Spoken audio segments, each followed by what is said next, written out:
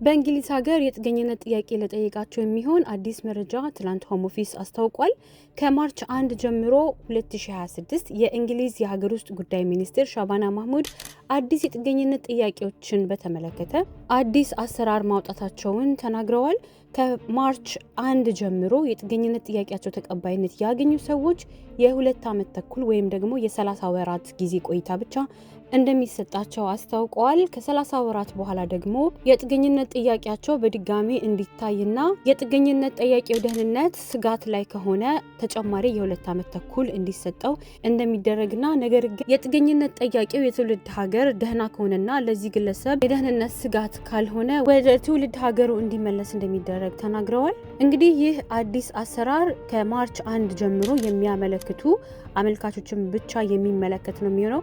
ከማርች 1 በፊት ግን ያመለከቱ ሰዎች ወይም ደግሞ ውሳኔ እየጠበቁ ያሉ ሰዎች ይህ አዲስ አሰራር እንደማይመለከታቸው አስታውቀዋል። ሆም ኦፊስ አዲሱ መግለጫ ይህንን ነው የሚመስለው ባጭሩ። ተጨማሪ ጥያቄ ካላችሁ ያልገባችሁ ነገር ካለ ኮሜንት ሴክሽን ላይ ጥያቄ አስቀምጡ። ይህ መረጃ ይጠቅማቸዋል ብላችሁ ለምታስቡት ለጓደኞቻችሁ፣ ለዘመዶቻችሁ፣ ለምታውቋቸው ሰዎች ሼር አድርጉላቸው። ስላዳመጣችሁኝ አመሰግናለሁ። መልካም ቀን በያላችሁበት። This is just general information, not legal advice. If you need legal advice, contact your immigration lawyers or immigration advisors.